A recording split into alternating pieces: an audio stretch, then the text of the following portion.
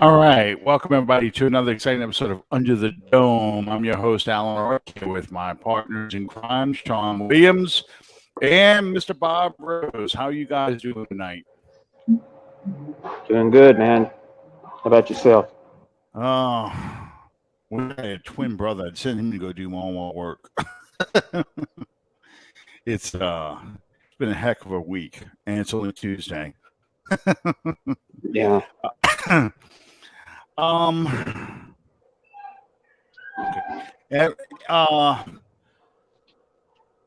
guess we gotta bring up the white elephant in the room.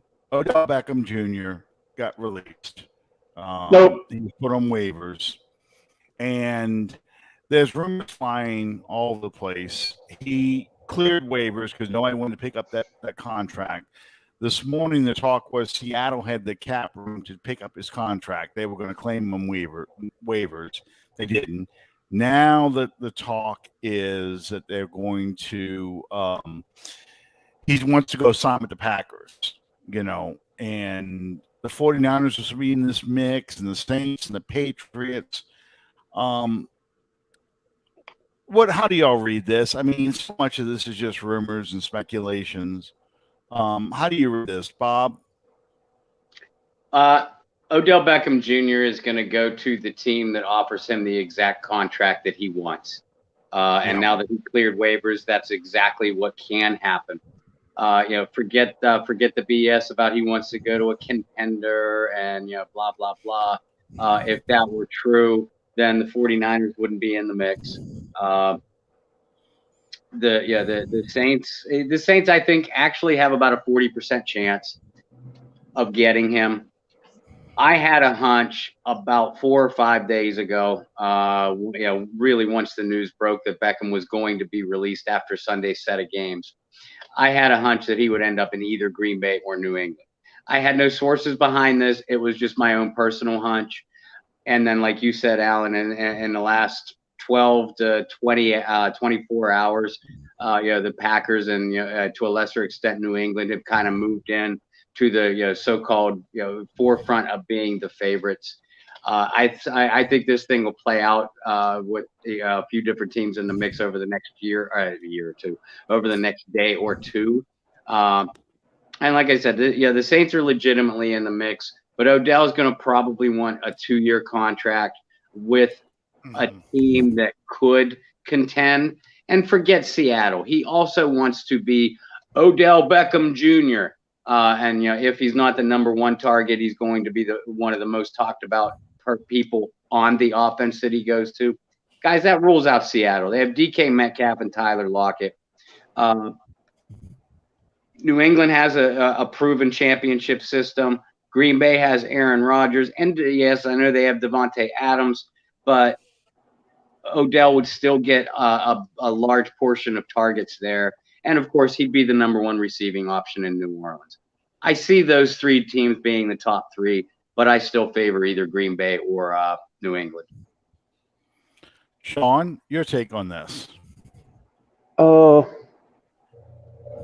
be quite honest, I hope he doesn't come to New Orleans. You do not put a head case diva in this locker room and it turn out well. Yeah, and the problem is you have no receiving options on this team. I mean, that was painfully obvious Sunday in the Dome. Pro Football Focus counted 5 drop passes. I counted at least 7 drop passes in the game. And not passes that, if it hits your hands, kind of touches your fingers, you should quote unquote catch it. No. These are balls that hit them in the hands. These are passes that were accurate and on target. The picture I put on the for the show tonight is Adam Trotman dropping one. It comes right in his arms. He lets it slip right through. I mean, it was just, and it's stuff that we've talked about since preseason here. That the receiving core was terrible, that you need help in the receiving core. So, yeah, it got to the point where you're like, look, I'll take a head case now just to have somebody can catch a freaking ball. Because to me, the game plan Sunday was very good. I mean, I thought it was well conceived. You had a lot of running the ball. People were upset Juwan Johnson wasn't active, but I understand why he wasn't active. You were going to go to two tight ends, run block tight ends who could catch the ball. And Juwan Johnson, quite frankly, can't block. He's just a pass catching tight end. Yes, we put the ball in the air 41 times, but a lot of that is because you were down at one point, what, 24 to 6, which kind of took away the run. You were running the ball very effectively against that team. And a lot of it is because we couldn't catch a pass. So, am I going to be crushed that we don't get Odell Beckham? No. But we need a receiver. We need a pass catching receiver. And unfortunately, we're at the point now where you're not going to get, there's no savior coming in the building, but you're not going to get any better if we don't have him. At least he offers you an opportunity to get better. My own take is this, as far as where Beckham's going to go. He's going to go with whoever pays him the most money. He doesn't give a damn about contenders. He doesn't really give a damn about whether he's going to be the number one receiver or not. He's going to care that he gets on TV a lot. He's going to care that he gets the spotlight on him when he does play. And he's going to want to go to a team that's got an elite quarterback right now. I think the only thing that New Orleans has in his favor is they give him somewhat of a spotlight, and he can be the he's going to be the number one receiver. He's on a proven offensive system, and he's home, quote unquote home. They don't care about home really anymore. But, not having Drew Brees or an Aaron Rodgers or Tom Brady, that does hurt us from that standpoint.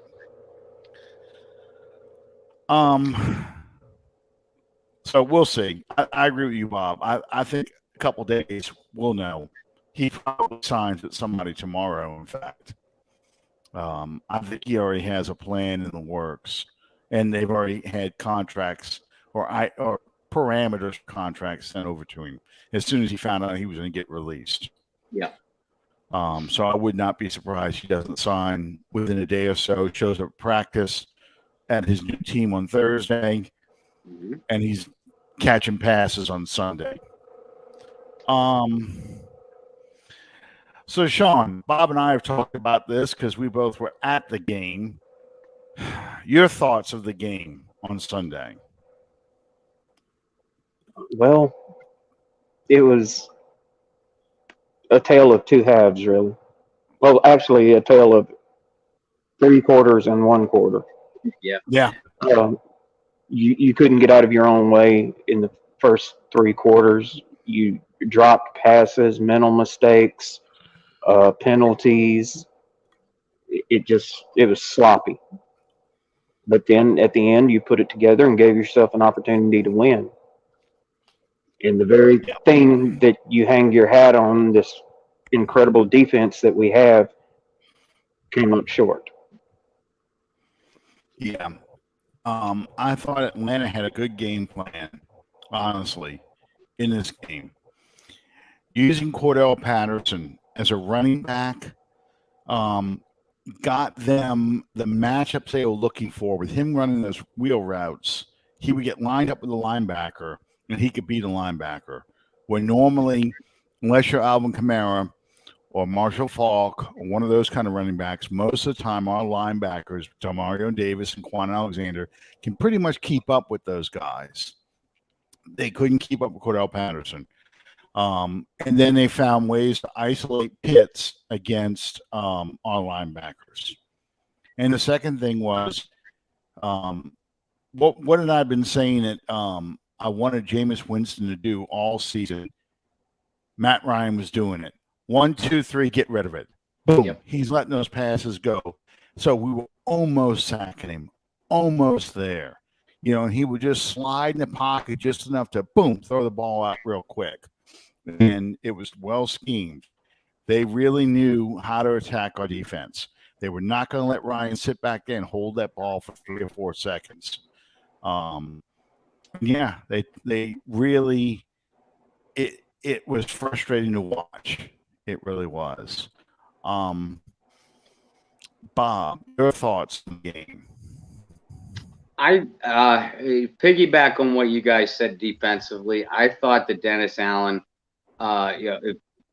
for a change, and this is very rare that this happens, I thought that Dennis Allen made very poor in-game adjustments, or was slow to adjust to what the Falcons were doing. Because, I mean, I saw what you got. Yeah, at first I'm sitting there, I'm watching, and I'm pulling my hair out because of the lack of pass rush. And then it hit me. They're just they're having Matt Ryan get rid of the ball quickly. You already hit on the coverage issues that they had. You can't win a game when when Quan Alexander or Demario Davis. As much as I love those two guys, they are not going to be able to cover Kyle Pitts when he's out wide. They are not going to be able to cover Cordero Patterson when he comes out on a wheel route. Lattimore did not play up to his capabilities. Paulson Adebo might have had his worst outing as a pro. Both of them still played decent, but not up to their capabilities. The fact that since Ryan was getting rid of the ball so quickly, my personal response to that would have been starting to bring Quan or Demario right up in his face, and blitz him. Forget the disguise and go. Dennis said DA really didn't do that. They got some pressure and some big sacks on Ryan late as the Saints were mounting their comeback. But up to that, I did not think Dennis Allen did a very good job at all at adjusting to what the Falcons were throwing at him. Offensively, I do agree with you. I like the game plan that the Saints had. I hated the execution because, like you said, Sean, it was the penalties that killed them. In the first 2 quarters, especially, there were 2 drives where the Saints either got the ball or drove the ball into long field goal range. In one of those drives, they had 3 penalties in 4 plays, and another drive they had either 2 back-to-back penalties or 2 penalties in 3 plays. That in each occasion that put this offense in a 1st and 25, and then in another case a 1st and 20. This is not the offense that's able to overcome that. The receiving woes. Trevor Sieman at quarterback. Sieman, and I thought Sieman played a solid game, but Sieman is not the guy you want at quarterback, especially with that receiving core when you're facing a 1st and 25 and a 1st and 20, a 2nd and 20 situation. That's where they left potential opportunities on the scoreboard. And when they fell behind, they shifted into desperation mode. And I'll give all the kudos in the world to Sieman. And that offensive line started to hold up a little bit better. They mounted one hell of a comeback. But it was the reason why they had to come back was because of poor execution offensively and a poor game plan and poor adjustments defensively. Yeah. I can't disagree with any of that. I thought Trevor Sieman played about as well as he's capable of. He doesn't have the best mechanics in the world. He's short. He's rather slim. He's not a big guy at all. He has a low release point too. Sorry to interrupt. Yeah, he does. He does because he sidearms that ball a lot. Yeah. I noticed that a lot. He was sidearming that ball. That said, I thought that the offense, when they weren't shooting themselves in the foot, when they weren't dropping passes and committing penalties, moved the ball effectively, consistently. It's when they started shooting themselves in the foot, they had the problems because they couldn't get behind on the down and distance. When they got behind on down and distance, they were in trouble. And that's, I had one guy in front of me who's screaming the whole time, why you keep running on 1st down? They're running on 1st down because they were getting yardage on 1st down. So it's easier to convert a 2nd and 7 or a 2nd and 5 than it is to convert a 2nd and 10 on this offense, the way they play right now. So, yeah. The other thing I thought was frustrating is at one point they put Taysom Hill in at quarterback. And Taysom Hill kind of gave that offense a little bit of life when it was really struggling. It's what he does. And the Falcons were geared up, stacking the box, daring him to run, and he's throwing the ball. And he threw 2 quick completions. Got the ball, probably the best drive they had of the second half, outside of the field goals. But probably the best drive they had going. He's in there on first down. They get a false start, I think it is. And then Taysom Sean pulls Taysom and puts Simeon back in on 1st and 15. Simeon drops back to pass. Teron Armstead gets beaten like a drum on a speed rush, strip sack, fumble. They recover the ball, take off, and get it down inside the 5. They score, I think, 2 plays later. And that's when I started seeing people getting up out of the seat. In fact, people sitting next to us got up out of the seat and were leaving. And it was about 10 minutes left in the game when that happened. And it was, it was that kind of game. I'm not saying Taysom Hill should be the starter. That's not the kind of conversation we're having here. Although I would not be surprised to see Taysom Hill start this Sunday. Taysom Hill didn't get many snaps at quarterback because he was limited in practice on Wednesday, really returned to full practice on Thursday. Not much of a game plan you can do with Taysom at that point, other than run him as a blocker, maybe let him run the ball a couple times. I was shocked that they didn't use Taysom on either of those 2-point conversion plays. That was probably the most surprising thing to me, because at least the threat of Taysom doing something should have had the Atlanta Falcons bunching in to open other things up. I wanted the pitch to Kamara and have Trotman go out there and block, and let Kamara go to the corner at least on one. And, there's no reason why, I don't know, you put Harris in motion, Taysom takes a snap and just kind of flips it and then acts like he's going to run up the middle and let Harris run the jet sweep to the end. One of those kind of plays on a 2-point conversion, I think, if you run that, it probably have a good shot of at least going overtime, if not winning the game outright.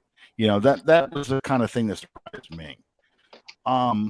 That last 2-point conversion, I think that was the most insane play call that I've ever seen.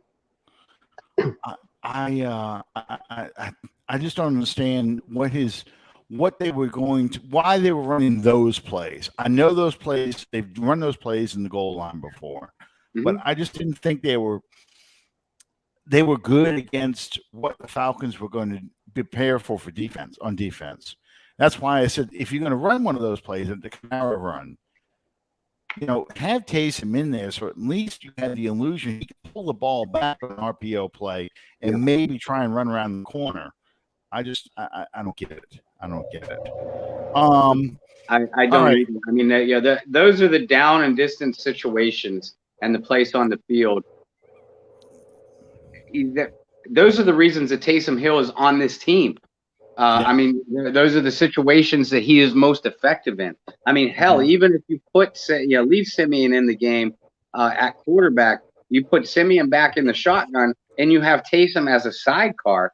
Eric McCoy has shown that he can give a direct snap to those sidecars. We've seen it. We saw it with Kamara last week or week before. So, like both of you guys just said, give yourself some options, because obviously Kamara is going to draw the lion's share of the attention. But if you have Taysom in the game too, where he could either get the snap directly or take a quick pitch, all of a sudden your defense, even if Taysom and AK are sidecars to Simeon, your defense is all of a sudden spread out. At that point in time, an inside run makes a little bit more sense. Not when the team is stacking the box against you. A lot of people hate Trotman right now. In my write-up after the game, I compared him to a poor man's Josh Hill, and that's kind of what he is at this point in his career, because he's a good run blocker. He's not a natural pass catcher, and I think you know we kind of sold a bill of goods that he was a pass catching tight end, and we're finding he's really not. Um, and it's frustrating because this is an offense that needs weapons. So you've got a tight end who can't catch the football. He fights the football.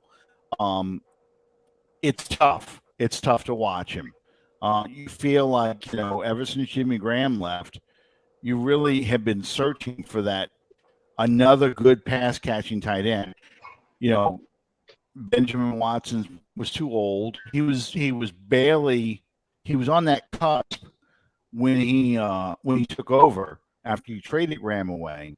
So you got some production out of him. You spent a lot of money for Kobe Fleener. He was frustratingly disappointing. And then you bring back Watson. Well, now Watson's too old, so he can't produce enough. Then you bring in what you thought was a young Watson / Jeremy Shockey, maybe, or maybe not. Jeremy Shockey is probably not a good example. Probably what you thought Fleener was going to be in Jared Cook, and you felt like, now that you got Cook, okay, there's our pass catching tight end. We can run a lot of the plays we ran with Jimmy Graham, and all he did was either get injured or drop the ball. He wouldn't be. You take these great games from him, and you get games where he does nothing or costs you a game. So we're still searching for that pass catching tight end. And I just bring back Kobe Fleener. Then the news comes out. So Deontay Harris, only legitimate receiver we have, his case has gone through. They said he pled not guilty, but he was sentenced to probation. I think he pled no contest, and I think that's what the stories that are coming out are not right on this, because that's when they can sentence you. Because if you plead not guilty, then they go through a trial, But he pled no contest, so he's now eligible for discipline from the NFL. So, people said, okay, here we go this week. We got OBJ may or may not come here, and Deontay Harris may get suspended. I'm sorry, there's a little gnat flying around. Deontay Harris may get suspended. And then Nick Underhill says, the Saints brought in 3 running backs to try out. Trey Regis from UL is on the Raiders practice squad. We won't talk about that right now. They bring in 3 running backs to try out because Kamara may have gotten a little banged up last week. So he may or may not be that effective this week in a game. What else bad news can happen to the Saints? Sean? Didn't ask that question. Because when it involves the Saints, no matter how bad it is now, it can always get worse. Well, I'm getting a kick, Bob. I'll ask you now. What else? What other bad news can happen to the Saints? Well, first, Sean, truer words have never been spoken. Probably, I don't know. Whatever it is, it would be so far out into left field, that would make anybody but a Saints fan go, "How the hell could that happen?" This is a team that's already overcome a ton of obstacles just this season alone, just to get to 5-3. I think if Kamara were injured to the point where he probably missed this game, we'd have seen a running back already brought back in. And one of the biggest name of the 3 that they tried out is Kerryon Johnson, who has some interesting skill sets, for this Sean Payton type of offense. So if there's good news in this, it is that whatever injury Kamara suffered, He did return to the Atlanta game. Because he was on the field for that woebegone 2-point conversion attempt. Mhm. But like y'all said, we don't know how effective Kamara is going to be. But listen, Mark Ingram can carry the load.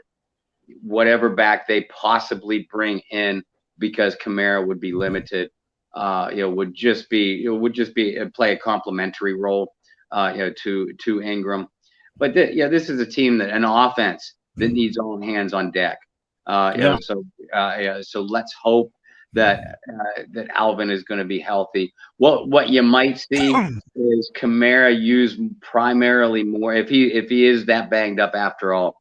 We might see Kamara used more in obvious passing situations or more as a receiver than a runner to reduce the pounding on him a little bit, while Ingram takes the role of the primary rusher this Sunday in Tennessee. That just Yeah, we've talked so much bad news about this, but Sean, what do you think about how Ingram has looked since he's come back? I mean, does he look like a 32-year-old running back? No, not at all. He looks like he hasn't missed a step since he left. Yeah, I totally agree. And above that, I'll say this: he looks better than he ever did as a Raven or a Texan. He's 20 yards away from passing up Deuce McAllister. I felt if we could have got up on the Falcons early, he was going to break that record. I was really disappointed that we had to resort to passing as much as we did. And just for the record, I do think, if Trevor Sieman starts again, which is probably likely, I think we're going to see a lot more Taysom Hill at quarterback. Sean likes to use Taysom Hill a lot to kind of, if he looks at his offense and it looks kind of lethargic out there, he likes to have Taysom do something to kind of inject some life. You go back to the Philadelphia playoff game back in 2018. He ran the fake punt with direct snap to Taysom, on his own 30. And that seemed to wake up the offense that was down 14-0. So there's a lot of uses you can do with Taysom outside of just having him start at quarterback. I think if they start him at quarterback, it's not going to be in these next few games because you've got Tennessee this week, who beat the Rams. You've got Buffalo next week, who lost to Jacksonville. Then you got Dallas, who got blown out by the Broncos.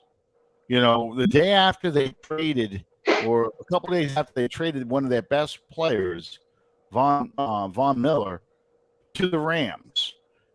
So it was a strange day of football all the way around.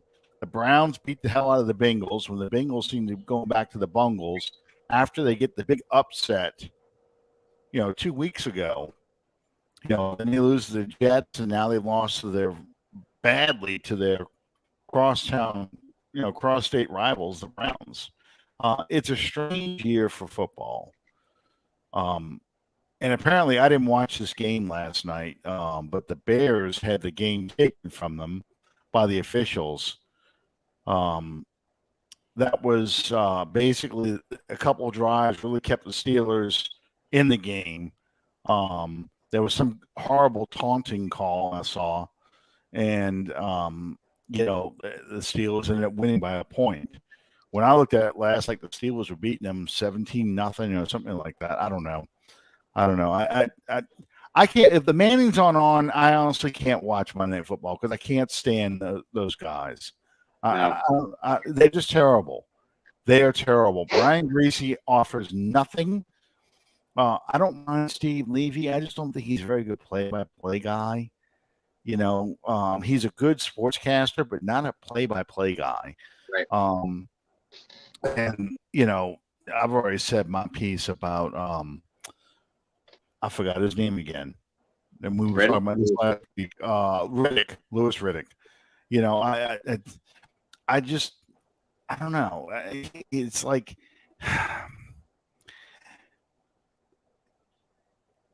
he's one of he is like an Chris Collinsworth without the now. Here's a guy, Chris Collinsworth, but he says things that really, it's not interesting to me. Yeah. He's not an interesting person. He doesn't have a personality. I don't know how to describe. Tony Romo's got a personality. John Madden in the '80s, not John Madden. Wait, what? I said Romo's personality is that of a dickwad, but okay. Oh well, but it's obvious Romo's into the game going, oh, it was so close, and that kind of, and I enjoy that because he sounds like a fan. It's just, it's not the worst for me has always been Joe Theismann, because Joe Theismann cannot complete a sentence without the word I or me in it. It just can't.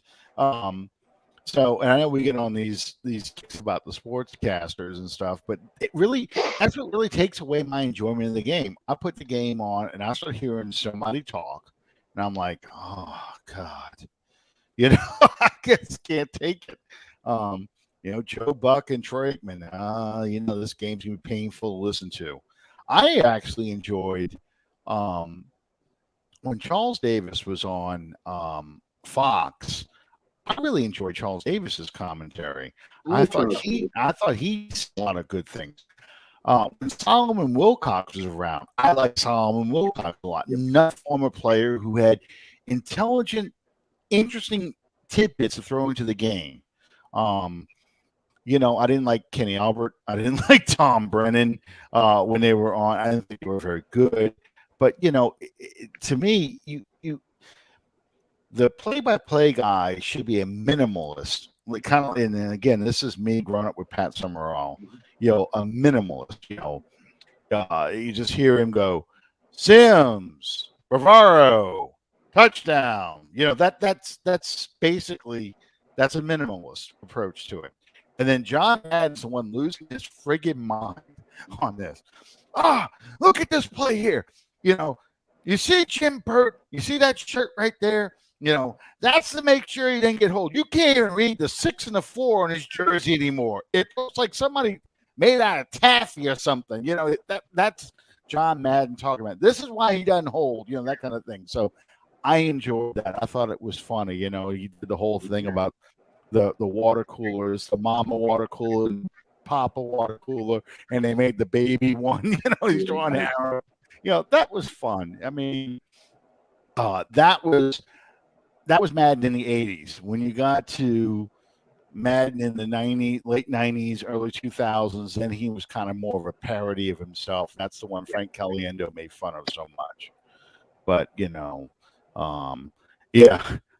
turn down the sound, listen to Jim and Archie, the Saints games. Yeah, I used to do that. I tried doing that for the Washington game. The problem is, because I'm using a streaming service, I'm a full play behind. Yeah. Listening on the radio versus the game, especially when they're at home. So, I hear Mike Haas say, get excited about a play, and I'm looking, and they're not even at the huddle yet. They're on the play before. They're getting ready to line up. So, okay. I know enough of that ran in about the whole days, but yeah, that was fun. I used to listen to Jim and Archie back in the day because it was only about a half-second delay. You just kind of they used to tell you slow your TV down, but no, it's now that you got to speed your TV up somehow. Sean, yes. Did you watch any other games this weekend? I watched bits and pieces of the Monday night game before I fell asleep. Yeah. Did you see any of the Tennessee Rams game? I think was Sunday night. No, I did not. All right. Bob, I know you were still in town, and we went out to dinner that night. Mm-hmm. Did you get to see any of it in replay? I know Matthew was watching on his phone during the while we were eating. But did you get to see any of the replay, or did you do any kind of review? Yeah, as a matter of fact, when Lauren and I got back to the hotel, We did watch the end of the game, and Okay. then I'm back. I have Sunday ticket through my phone, and I do that intentionally so that way when I am on the road, I can watch replays, or if I'm at a family function, I can sneak off and watch different games. Yeah. I did catch it. Tennessee is one of those. They're outside of Derrick Henry, who of course is going to miss this game with an injury. They're unremarkable in every facet of the game, other than physicality. But at the end of the day, they're the team standing. There were a couple things that I noticed this is why I wanted to go back and watch the replay. I wanted to know how Tennessee's defense was able to contend with the Rams' offense. And the Rams don't have a spectacular running game. It's serviceable, but not any team has slowed down LA's passing attack. Tennessee was able to do it, basically just stymie the Rams altogether, because they pinched their defensive line inside. And ran a whole lot of stunts and slants off of that, but they were able to do that without getting wide interior gaps opened up against them. And I'm talking the gaps between the two guards and over the center. They pinched the defensive line in, and then they'd stack their linebackers behind them. So while the Tennessee defensive line was running slants and stunts, their linebackers were firing straight through the gaps. That was not only taking the LA running game completely out of the equation. That was getting very quick interior pressure on Stafford. McVay made a couple adjustments as the game went along. Play action would work against that a little bit, but he was starting to bring Stafford out on these half rolls, to buy him an extra second to a second and a half. That's when LA started to move the ball a little bit more consistently on offense. Because Tennessee, like I said, they aren't particularly athletic on defense. Kevin Bayard is as good a safety as there is in the game. They are just a physical team that will beat you up, and they run a good, solid scheme. So that's what if we'll stay on that side of the ball first, that's what I saw from Tennessee defensively against the Rams. Okay, so I guess my question then is, how do the Saints match up against that defense? I mean, unfortunately, it sounds like their strength is our weakness. They're going to be able to push around our receivers pretty good. Yeah. So, I mean, we have to be physical with them, and we're looking at a lot of Ingram then with the ball. Probably a good bit of Taysom as well now. Where can we take advantage from this defense? Where do you think we can exploit them a bit? As far as running the ball for the Saints, they're going to have to stay patient. Because if Tennessee employs that same kind of strategy, and they have some gargantuan defensive line, they have a lot of size up front. So I don't see the Saints being able to get a lot of yards between the guards, which unfortunately, like you guys said, is where they like to run the most, even Kamara. Go back and look at how the Saints were successful on the ground against Tampa Bay, because they didn't get a lot of yards over the guards and the centers there either. The Saints got their rushing yards by attacking the edge. And that's how you should be. If Tennessee employs the same kind of strategy, that's how you'll be able to beat them on the edge, this time around. And even though neither Armstead or Ramczyk have played nearly up to their capabilities, if that's where you need to attack a defense, I'll take my chances with Teron and Ryan on the edge. It would help to have a healthy Kamara, but Ingram, like Sean pointed out a minute ago, Ingram looks like he hasn't lost a beat. He is still athletic enough to get to the tackle. Taysom, all of Taysom's running plays are over the right side anyway. They're option routes where he's picking one of two gaps to go through. So I could see Taysom being successful as a rusher too. Okay, so Tennessee's offense now versus the Saints defense. You don't have Derrick Henry. And Ryan Tannehill is an unremarkable quarterback. He is a capable starter who needs a great running game to make himself effective. He's got good receivers with a lot of size to them. Yeah. So how do you see the Saints defense matching up with the Tennessee offense? They got to win their battles up front first and foremost. Well, first of all, back to the Saints offense. They're going to need to move Simeon, and Simeon is a pretty mobile quarterback. Look for Sean Payton to get Simeon on those RPO pass plays. Where Trevor will have a guy trailing and then have a downfield throw on those half rolls to the right. I can see the Saints being successful that way if the receivers hold on to the ball. Knock on wood. Yeah. Defensively, the Saints are going to have to eliminate the run. I know you think to yourself, oh, no, Derrick Henry shouldn't be a problem. Again, this Tennessee team is fundamentally strong. So they're not going to say, oh, no, Derrick Henry, we're just not going to run the ball. They didn't have a great deal of success against the Rams, but they kept LA's defense honest because they still had the rushing attempts on the board. The Saints are going to have to eliminate any kind of rushing success that Tennessee has early, and continue to win those physical battles up front. Because Tannehill, like you said, I've always thought of Ryan Tannehill as a poor man's Matt Ryan. You watch Tannehill, and that's who he reminds me of. Tannehill has better athleticism. Ryan has always had the better arm strength. But other than that, just style of play.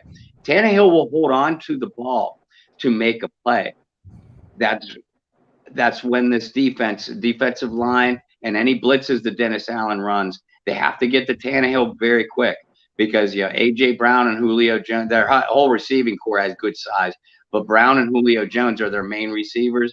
Obviously, we're very, very familiar with Julio.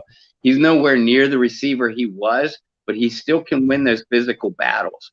So, I expect Adebo and Lattimore to be in the middle of wars all game long. And if they can handle those one-on-one battles, then Jeff Swaim and a couple of the Titans' complementary receivers, that's when the pass rush needs to get to Tannehill before Tannehill turns his progressions away from Brown and Jones and goes to those complementary guys. If they can do that, they can bottle up Tennessee's offense pretty consistently. So I'm going to ask both of you guys. Adebo, I like the kid. He is a rookie, and he hadn't played in a year, and he's learning the game, the NFL speed on the run, as so to speak. He's the one who gave up the big play to Cordell Patterson. He's had games, especially in losses, where he struggled. So fans are always like, why is he out there? Why don't you put Roby in? So I'm asking both of you guys, what is your opinion of Adebo? And do you think Roby should get more playing time over Adebo right now? Sean, I'll ask you first. I really like Adebo, and Sunday he got an education because Cordero Patterson is a very good receiver. Yeah, and especially as a rookie, you're not going to win all those battles. Unfortunately, I haven't seen enough of Roby's play because of the games that I've missed to have an opinion on him one way or the other. But I think we're going to be fine with Adebo. But if he continues to look like he's in a slump, obviously, yes, bring in Roby. Bob, how about you? Yeah, Sean, I'd agree with that. I think that was, you hit the nail on the head. First of all, I love Paulson Adebo. I love the pick the night that they made it. And I think Adebo has the capabilities of being a top-notch corner in this league. Time will tell if that's right or not. But he has the athleticism, the size, the fluid athletic movement, and the coverage understandings. That's a hell of a combination for a rookie to have. I think Roby has struggled at least as much as Adebo has in the last 2 games. I saw Atlanta get some completions against Roby's coverage early in the game. Everybody's focused on the big plays that Adebo got beat on, and those are tough pills to swallow. On that long fourth quarter, on that last drive, the long play to Cordero Patterson, the safety help over the top was deep getting there, which is just as big as responsibility as Adebo getting beat in coverage in the first place. You go back the week before that, I expected Tom Brady to try to pick Paulson Adebo apart when the Saints went to full-on man coverage. That's not what happened. Brady had more success when the Saints went to man coverage across the board. Brady looked in the direction of P.J. Williams, of course, but Bradley Roby. And I rewatched that game too because I wondered if my eyes were deceiving me when I was watching it live. And sure enough, I don't know what the BSPFF rankings bore out for that particular game, but Tom Brady had more success throwing at Bradley Roby than he did the rookie Paulson Adebo. Adebo's going to have to have a shorter memory, undoubtedly, because like you said, in their losses, the bad plays seem to have a snowball effect on the rookie.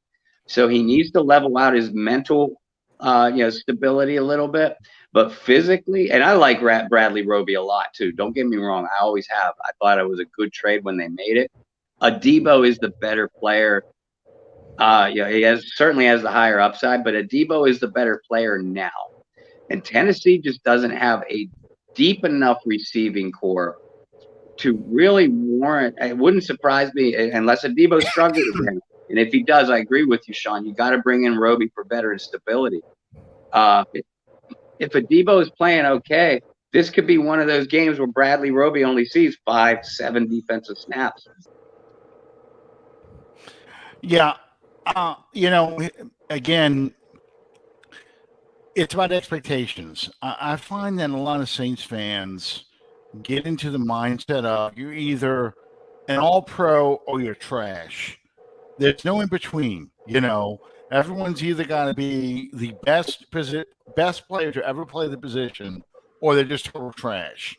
And I think that's how they treat Adebo. They don't look at him as a rookie. They're looking at him as, hey, you got Lattimore on the other side. You should be playing as good as Lattimore. And, and not just as good as Lattimore when Lattimore is average, as good as Lattimore when Lattimore is up for a game and shutting people down every play. If you're not doing that, then you should be picking off 10 passes and setting the Saints franchise record.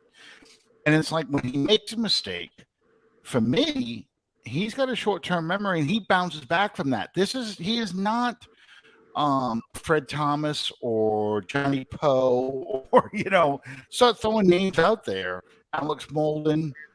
He's not the guy that's getting picked on constantly. And if he does get picked on constantly, they realize that, he's going to get you. One of those plays, he's going to get you. So, I have a lot more patience for him because I do think he's the most productive draft pick that we have this class. I agree with that. Just because Peyton Turner, who people felt was a reach anyway, has not been healthy enough on the field. He got hurt again last week. I had to tough it out, but he got hurt again. So, and Pete Warner, who I do think has been playing very well, he made an incredible stop on fourth down in the game. So, I think he is probably the second best pick that they made, but I just think Adebo is playing extremely well for a rookie who missed his entire senior season. So he is playing like a late first round draft pick is supposed to play, which is probably what he would have been, or at least a second round pick. I'm not the guy that's like, oh, we got to get Roby. Why do we trade for Roby? We got to get Roby. Roby, you do need, though, because you do need him in there for certain situations. Mhm. And if Debo is struggling, you got somebody you can go to who can play both sides. Chauncey Gardner-Johnson got hurt this past game. I don't know what it is. He was limping off, and he rode off in a cart after being in the injury tent. But they're saying now, or one of the things I read was it could be a turf toe, which, that's not good, but Right. it beats him being out the rest of the season, which is what it looked like. I was worried it was an Achilles tendon he tore. And technology has grown that you can put an insert in a shoe, and a guy can continually play with a turf toe, So, I mean, when Chauncey Gardner-Johnson came out, you saw a combination of P.J. Williams and Roby playing that nickel spot. So you've got a lot of flexibility in the secondary. You can, I don't think you can afford injury because you can't afford injury anymore in this team. Period. Yeah. But I think with Roby, you can at least. It's not going to cripple you if the rookie gets hurt or Marshawn Lattimore gets hurt. You've got somebody good in there. So, yeah. Mhm. I mean, I like the kid. Yeah. And listen, as long as the Debo keeps playing up to his level, and as long as, knock on wood, Lattimore is healthy, Roby as the third cornerback, especially when you have Gardner-Johnson playing so well in the slot, there's only certain situations that Roby is suited for. But the trade is still a good move. In your own division, you have Tampa Bay, which has Brown, Evans, and Godwin, all bona fide number one receivers. Yep. You look throughout the conference, Minnesota has 3 bona fide number one receivers.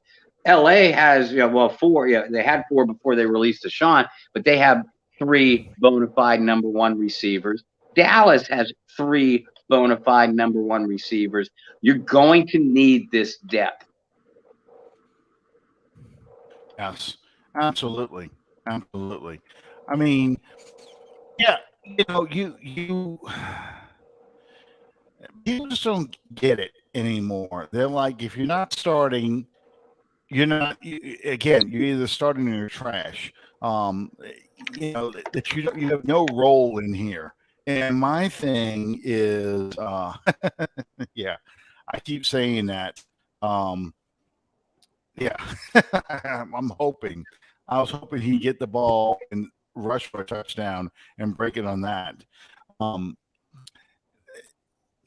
way the Saints like to rotate defensive linemen and now rotate linebackers and defensive backs, everyone gets a play now. It's not like how it used to be, where you've got your starters and that's the guys out there playing. And if you see a back guy come in there, you're screwed. It's not like that anymore. The game is too much of a matchup, too much of a speed game now. So we talked a little bit about the offense against Tennessee, and that's why I was asking these questions. Is this a game the Saints can win coming up? They're playing in Tennessee. Ironically, we seem to do better on the road than we do at home. We've got 2 of our 3 losses have been at home. Is this the kind of game the Saints can win, Bob? Absolutely. And I expect them to. I expect a bounce back performance. Again, against the Titans, you can't beat yourself, and B, you're going to be in for a physical battle on both sides of the line of scrimmage.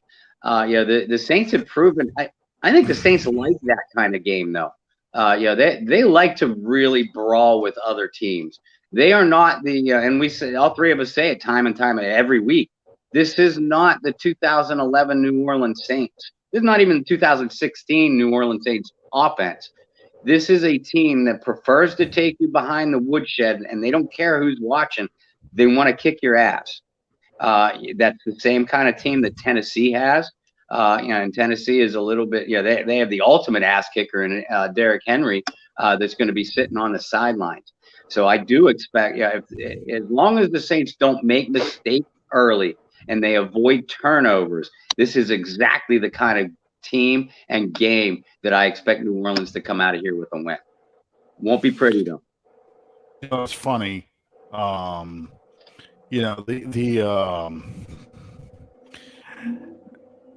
Tennessee Titans, of course, are the former Houston Oilers, and the Houston Texans now are the new Houston team. But Mike Vrabel was a physical, old-fashioned, old-school kind of linebacker, and he is kind of built this team very much like Bum Phillips's, Love You Blue era, Houston Oilers teams. I mean, except it's Derrick Henry instead of Earl Campbell. And you've got, you basically you don't have the stars quite on the defense that you did. You don't have Antoine Bethea. You don't have those kind of guys there, but you've got a lot of, on offense, you got a Mike Renfro kind of receivers. You have, you've got Tim Burrow, who was a former Saint. You have, the quarterback, Tannehill's very much like a Dan Pastorini kind of quarterback. So, somebody was talking about, they don't want to talk about the Falcons game anymore. They want to talk about the this upcoming opponent. And, they're going to play the Tennessee Titans. So, immediately I'm like, we're going to talk about the Houston Oilers. We kind of got to go back to the old school, which Steve Sabol hated this song. He said every time they went to the Astrodome, they would have this song blasting in their ears. And I can just see the blue pom-poms and the Love You Blue sign going to the rhythm of the song. And Houston Oilers. And the funny thing about this song, I actually have this record. Why does that not surprise me? Well, the reason why I have it is my dad had a lot of business companies he would do business with and were out of Houston. And in 78, 79, when the Love You Blue era started up and, cowboy boots, and then it becomes Urban Cowboy, comes out, I think, in 1980, all that was going on. The guy sent us as a gag, he sent it to us, that record, because the Houston Oilers. Then once we got Bum Phillips, it became even more of a thing for them because they're like, you're taking all of our players, you took our coach, that kind of thing. So, yeah. The thing I was going to bring up before I decided to play the Houston Oilers #1 song, and I got to figure out a way to get music to come directly onto the show rather than through my phone speakers. Do you think that, Sean, you've seen A Few Good Men, haven't you? Yes. Do you think it's time that the Saints offense, or maybe the Saints defense, I would say the defense should do this, break into the hotel rooms where the receivers are and give them a code red? Yes. I think that would be an effective strategy. I really do. You remember when he's the guy who played in ER, he played the librarian, I can't think of the actor's name, but he talked about his code red, what they did to him. Do you remember what they did to him? He kept dropping his rifle. So what did they do? They put soap in socks and beat him with them. Well, no. They glue on his hands so he wouldn't drop a weapon again. You're supposed to wear this silicone something or other to keep your palms from sweating because you get hot. I said, it's time for the code of the receiver. You break in the receiving room and the tight end room, and you just put that silicone all over their hands and put a football. His name was Noah Wiley, by the way. Yes. No, thank you. Hey guys, back in 1997, I was in my heyday coaching West Allegheny track, and my girls 4x100 relay team dropped the baton in a big meet. We won the meet, therefore they lived.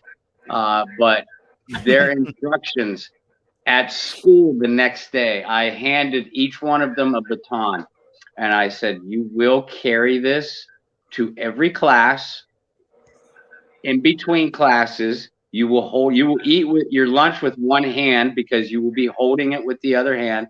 And I kid you not, man, I was a psycho. I say was. I actually checked in with teachers, and I had spies on the team that checked on them. And sure enough, those 4 girls, they were carrying the baton between classes. They would, school comes first, so they'd be allowed to set them down with their books during class, but they ate with one hand because they were holding the baton. I'm all for a code red for these Saints receivers, man. Or let me lay into them for a practice or two.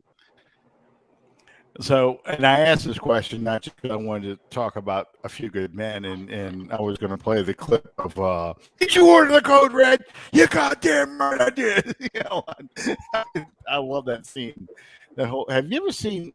There was an interview with Tom Hanks about this movie. And in fact, they had Jack Nicholson do that scene a couple times before they picked which one to give. And I said Tom Hanks. I meant to say Cruise. Tom Cruise. Thank you. I was going to say Maverick. Tom Cruise said,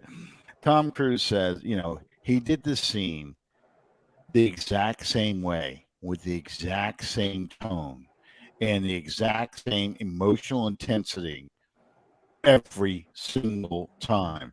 He said, remarkable. He became Colonel Nathan Jessup for that scene.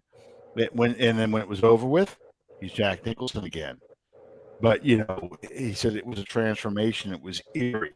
He said just how professional he was, how he could just capture the essence of that character, and that's why that scene is so good. Son, we live in a world with walls. Yeah, just who's going to stand there? You, Lieutenant Weinberg. I hear that whole speech, and it's just. And the reason I bring that up, I think that this is a game where the receivers have that comeback. I think this It is better a game. be. Well, yeah, Right. It better be. I think this is a game where you see them catch these passes because I think there was a sense. Yeah, here we go. You weep for Private Santiago. You had that luxury. Yeah. Yes. One of my kids watched it for the first time. This was years ago. And they're like, why didn't you tell me this was such a good movie? I'm like, yeah. I'm like, you have to watch this. So anyway, I think this is a game where the Saints receivers do make a comeback. They do hold on to the ball as if a code red was given to them because I really think that Curtis Johnson just laid into him. I really do. I think he probably had him sit out there with the jugs machine, for a good hour catching these passes. And it was fine. And it was like, I don't like this commercial. I think it's overplayed and kind of dumb, but the Serena Williams Wonder Woman thing, the tennis ball machine shooting that thing up. I think it's a dumb commercial, but I think if I'm Curtis Johnson, I got the jugs machine and I'm using it like a 50 cal. I'm just like spraying it all over the field. It's like, you better not let a ball hit the ground. You better be killing yourself trying to keep this ball from hitting the ground because that's what needs to be done to get these guys to catch these passes the way they're supposed to. Because that to me, that's the difference between this team moving the ball effectively. It's not just Simeon because they were doing this, just Jameis Winston too. But that's what's really holding this offense back is the receivers. And you're not going to be able to upgrade this receiving core because the time to do that was during the offseason and in the draft, and it didn't happen. So you've got to get these guys better. You have to.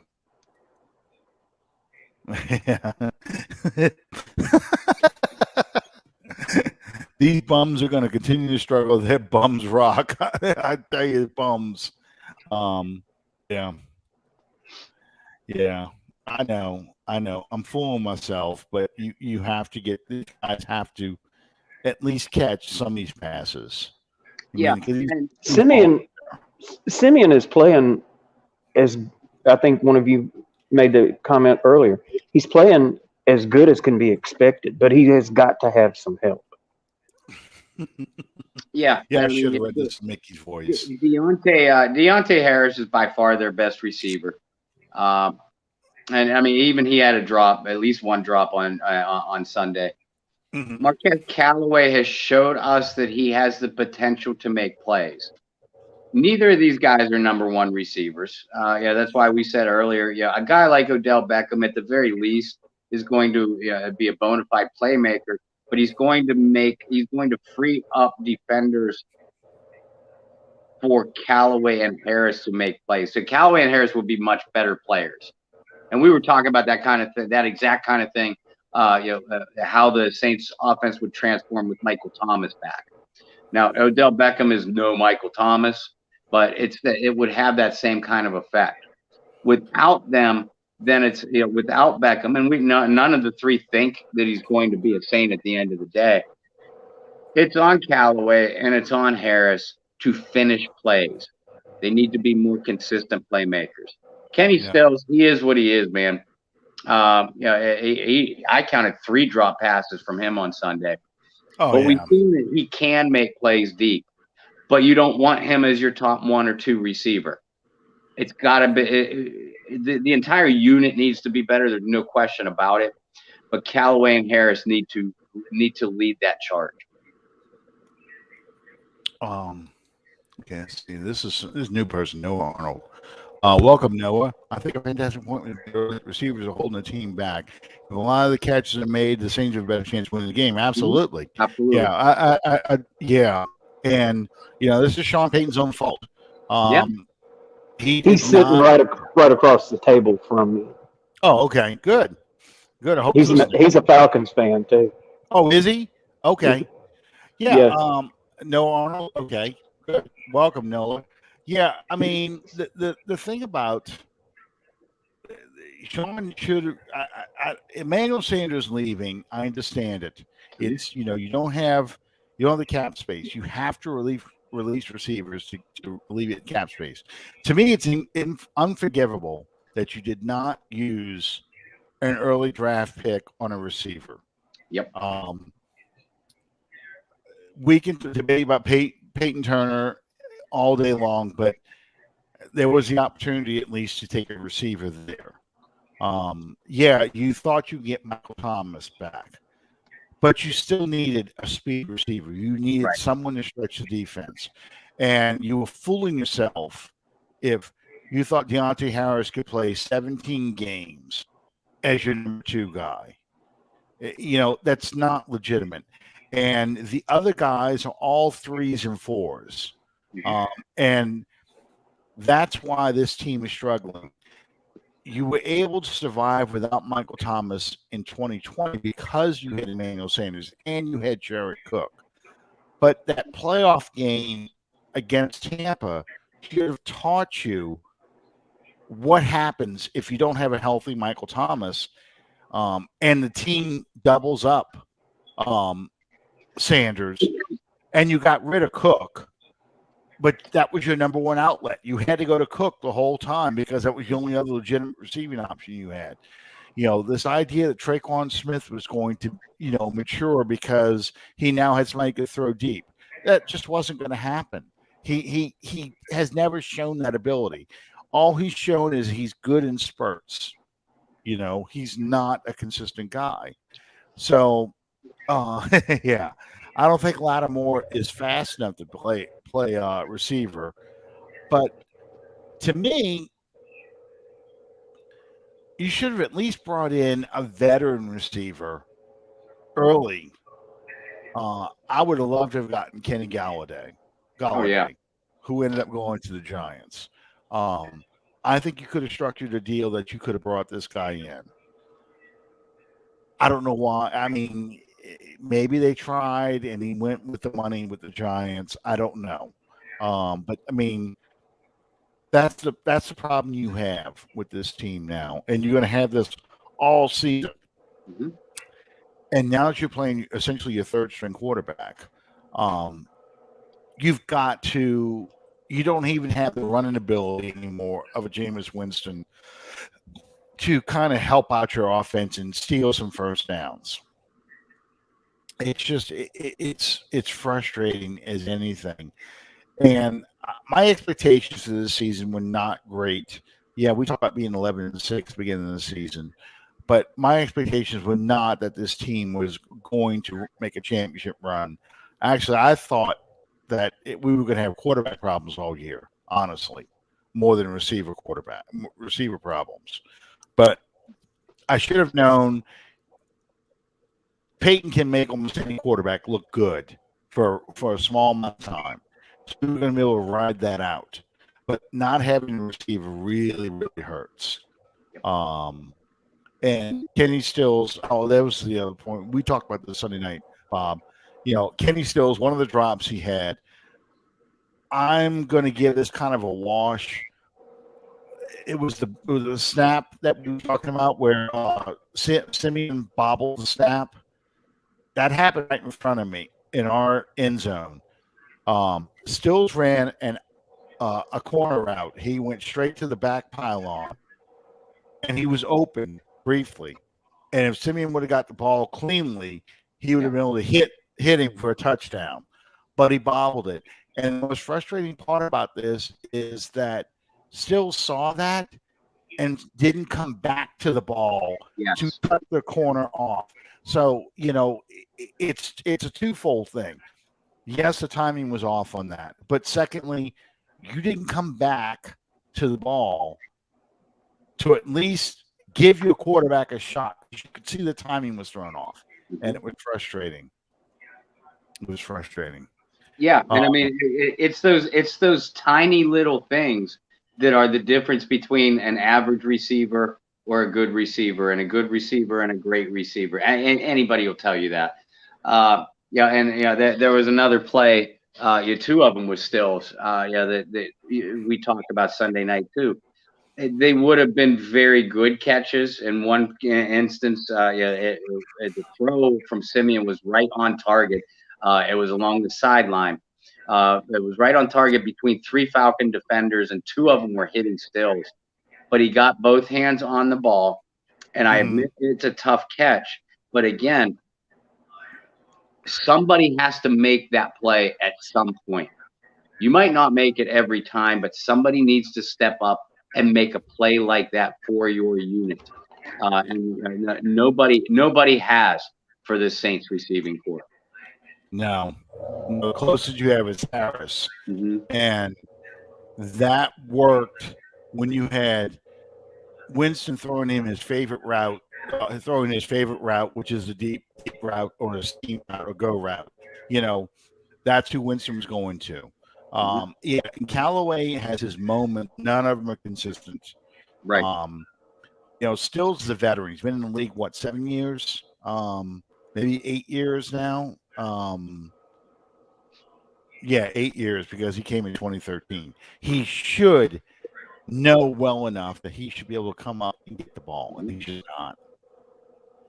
He's just not. So it's frustrating. Well, get on the phone. If if that's what it takes, I'm more than willing to do that.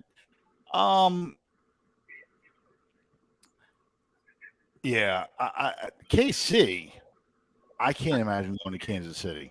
I've been hearing people talk about that tonight. I can't see it. The problem in Kansas City is not the receiving corps; it's everywhere else. And if Kansas City is going to make a run in the AFC or even just the AFC West to get to the playoffs, Odell Beckham Jr. is not a make or break for them. No, it's Kansas City's number one problem is Steve Spagnuolo's defense. Lo and behold, after a while, people figure it out. To me, I think Kansas City's biggest problem is they keep turning the damn ball over. Yeah, well, they're not playing like a team. They're not playing team defense. They're not playing team offense. That's for sure. And They got so used to being in a position where they could flip the switch and yeah, light it up, and that's not working for them anymore. well, and Mahomes is just out there doing like I don't know, I don't know how to describe it. Being Brett Favre-ish, and I'm going to make this incredible throw. There's two ways I can throw this ball.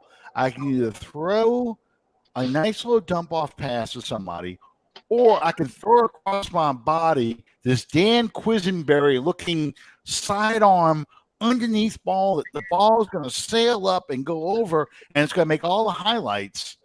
And that's what he chooses to do. And now he's getting interceptions off of it. You know, I mean, it's just.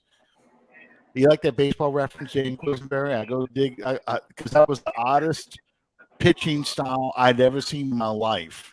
And I know other people have thrown it, but I mean, he would just come underneath like that, and that ball would come up, and he would get. I know if I was a professional baseball, he was going to get me every time because I've been looking like, could you just dislocate your arm on that throw? Where the hell is this ball coming from? This is like a. It's just like you fired it out your backside almost. You know? All right. It's okay. It's Bob's cigarette time. I see Bob yawning too. I know you just got off the flight.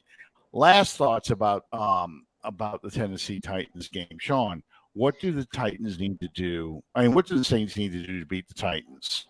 What do they need to get? What do you think is the key to this game? They're going to have to play better. Eliminate the errors, eliminate the penalties, and just stay on it.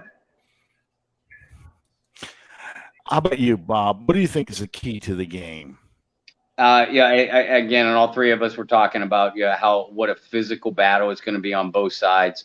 And as Sean just reiterated what we've also been saying all night, you need to execution, crisp execution is key. But very specifically, I think the Saints need to get out to a quick lead. If they're able to do that and get a couple stops, we've seen the confidence of the team, both offensive and defensively, hit an ebb at that point. They don't panic when they're down, and I'll give them credit for that. But I think if they get up early on the Titans, then Tennessee just doesn't have the personnel to climb back into the game or to match the momentum that the Saints, how well the Saints play when they have momentum. Yeah. I think the key is turnovers. I really do. I think this is a game that you're going to have to win by stealing some possessions with turnovers, get a short field when you can run the football and put some scores up early and make Tennessee press. Mm-hmm. And Tannehill has thrown 8 picks this year too, and he's been sacked 27 times. So he will give your defense opportunities. We haven't talked much about Marcus Davenport, and I keep meaning to bring him up, and it just sort of slips my mind as we go through. But Davenport is very quietly having another great season. Yes. You can see the difference in the energy level when he is out there. I mean, he pushes people around. The problem is he's not getting the sacks, the glory stat.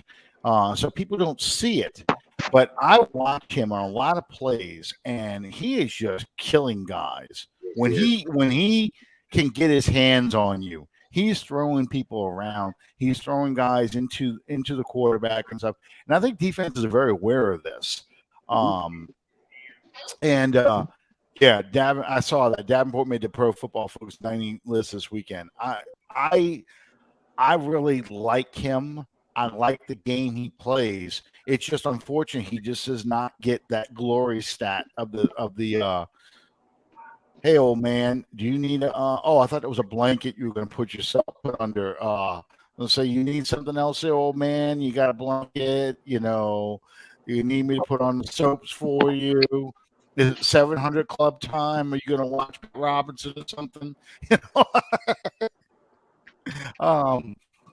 So I think this is a game where the defensive line has to force turnovers. Yeah. and get the secondary, get some interceptions. A pick six would be nice, but I think a short field. And the same thing with now we're going to the Smoking Man. Okay, where's my X-Files music? Here we go. I think that's the key to this game is if they can get the turnovers, win the turnover battle, steal some possessions, get the short field, that will allow them to run the ball and win this game. Do you have I haven't asked this all year, but I'm going to ask this tonight. Do you have like a player that you're going to think is going to be the star of the game or the hero of the game for the Saints? Sean, do you have a player you can think of that could do that? Hopefully it'll be Mark Ingram. I'd love for it to be Ingram. How about you, Bob? You have an idea of a star player or a player who's going to have an impact in this game? Yeah, you know what? I think Ingram is a good one, especially if Kamara is indeed banged up. But Ingram is the kind of guy, that could take over the rushing portion of a game and match the Titans' physicality. But I'll go defensively with a kid that you just mentioned. I could see Marcus Davenport having a real breakthrough performance, and breakthrough in the way that it catches the eye of an average fan. We watch games a lot differently. Than an average person. But this is the kind of game where Marcus Davenport could very easily have a couple of sacks, and a fumble strip or a fumble recovery to change the tide of the game.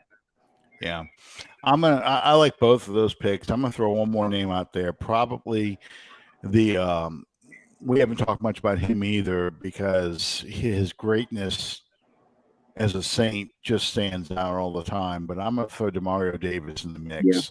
I think Demario Davis has a huge game this week. I think he becomes the driving force in the defense, both as a blitzer and as a run defender. In fact, I wouldn't be surprised if he's one of the ones that forces a turnover. Mm-hmm. But I think I'm going to look and see Demario Davis this week. I think he's going to be the star of the game. Yeah, that punch out, if that's the one you're talking about, Calvin, I think it was